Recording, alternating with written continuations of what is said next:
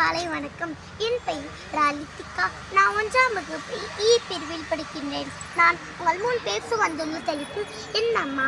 உலகத்தை படைத்தவன் கடவுளாக இருந்தாலும் தாய்மையும் ஒரு குழந்தையை பெற்றெடுக்கும் சக்தியை கடவுள் அம்மாவுக்கு வழங்கியிருக்கிறார். அம்மா என்கிறவள் 10 மாதம் எம்மை வயிற்றில் சுமைக்கிறாள். அதற்கு பிறகு பிரசாவளியை அனுபவிக்கிறாள். அது மட்டுமா, பிரிந்து தன் மடியிலும் மனதிலும் சுமைக்கிறாள்.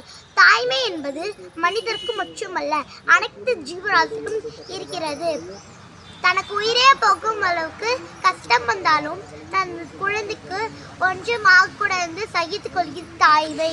மிருகங்கள் கூட தன் குட்டியை விட்டு கொடுக்காது. அதே போல்தான் நம் அம்மா எப்பொழுதும் விட்டு கொடுக்க மாட்டார்கள். அம்மா இல்லாமல் இவ்வுலகில் யாரும் வாழ்வது சாத்தியமல்ல என்பதை நாம் புரிந்து கொள்ள வேண்டும்.